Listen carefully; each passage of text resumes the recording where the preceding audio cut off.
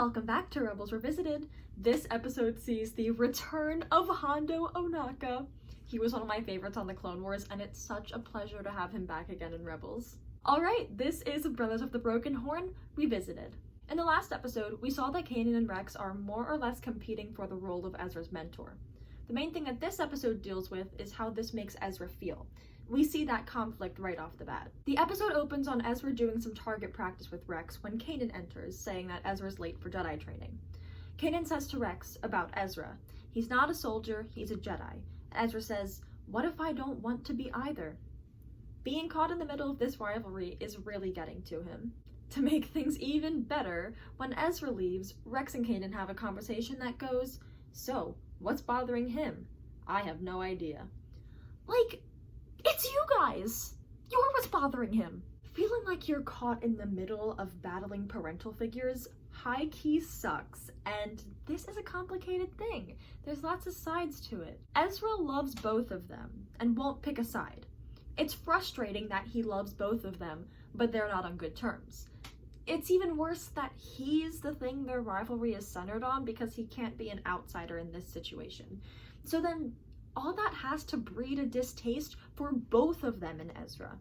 They want him to pick a side, but he can't do that, but they make it difficult for him to pick both sides, so then he's emotionally forced into this corner of picking neither. This situation can put a lot of stress on a young person. It is really not a fun spot to be in, and it's definitely the last thing Ezra needs right now.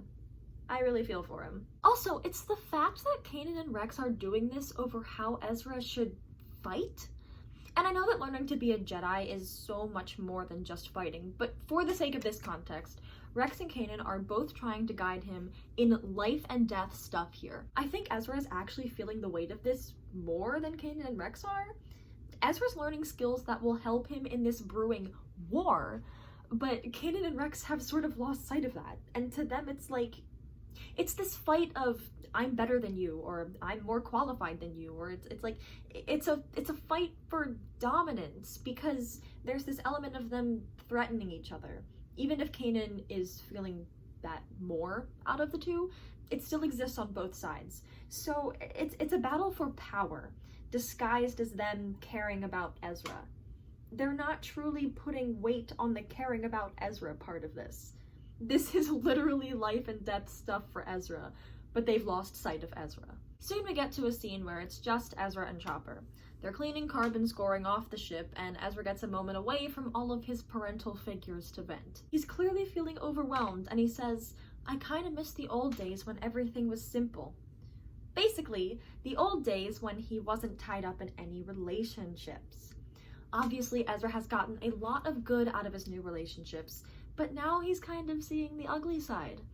Of course, the relationships are completely worth the growing pains, but it's not something that he's had to deal with before.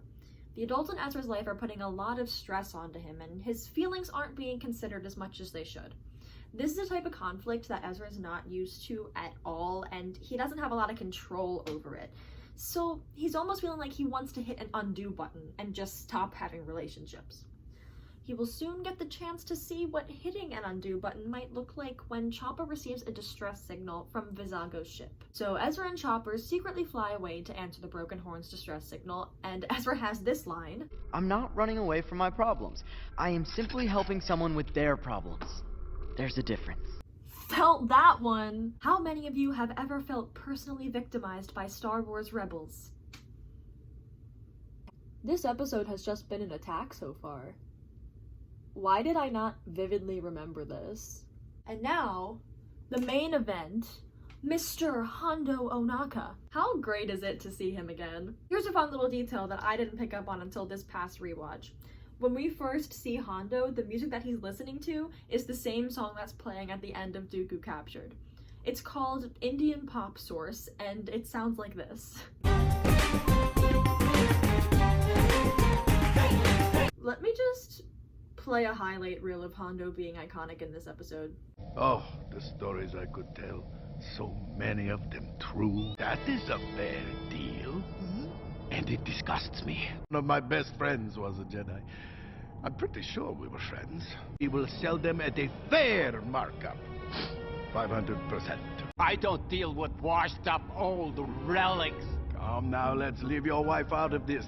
The leave your wife out of this line takes me out every single time. Don't just let him say anything, huh? Chopper is also at peak murder droid in this one.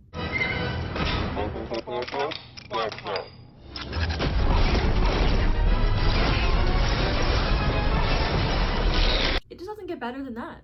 That is definitive Chopper the murder droid right there. The shootout scene is actually really cool though, because we get to see Ezra using his Jedi training and his blaster training all in the same sequence. Even though the scene wasn't about that, it was a detail that they clearly kept in mind behind the scenes, and I just think it's cool to see that natural synthesis of the skills that Ezra's learning. Hondo and Ezra manage to get out of this situation alive, and it gets to a point where Hondo gives Ezra an offer to join him and become a pirate. And Ezra's actually kind of conflicted over this.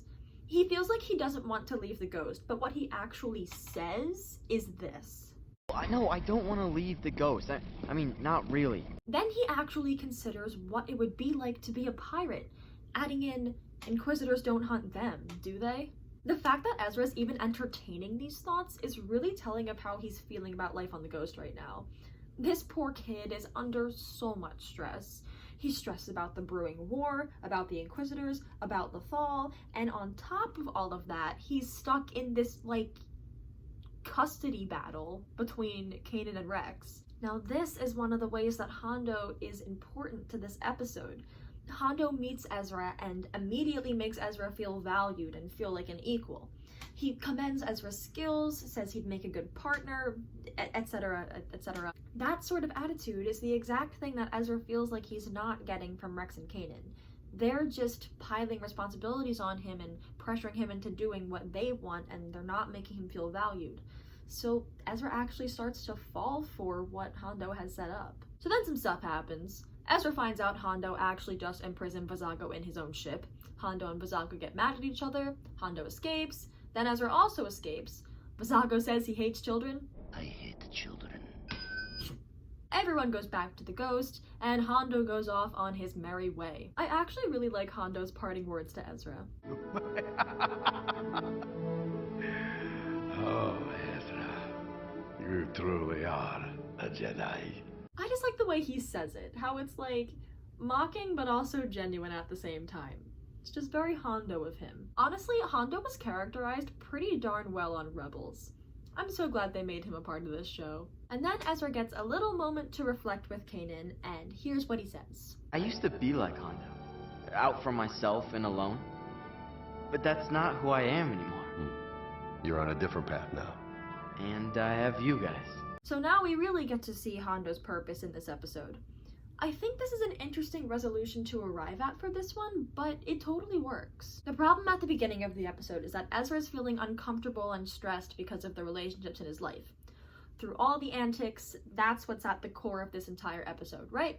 So that's why he was given this chance to imagine what it would be like if he became a pirate, to run away from his responsibilities and relationships and get rid of that stress. He observes Hondo, who represents the person that Ezra could be if he didn't have the Ghost crew. What's important here is that Ezra actively decides that Hondo is not who he wants to be. Hondo serves as a reminder as to why Ezra's relationship and his current path in life are worth maintaining. Given the setup, the episode easily could have come to some conclusion about resolving the stress in Ezra's life, where he says something about Rex and Kanan putting aside their differences or something like that. But the problem isn't that simple, and Rex and Kanan will have to work out their differences on their own, and it will take time. The episode's events, they just don't set up for that conclusion.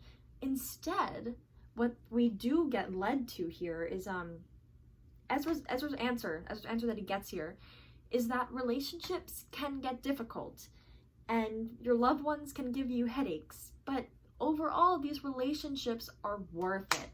He can't just run away because things are uncomfortable.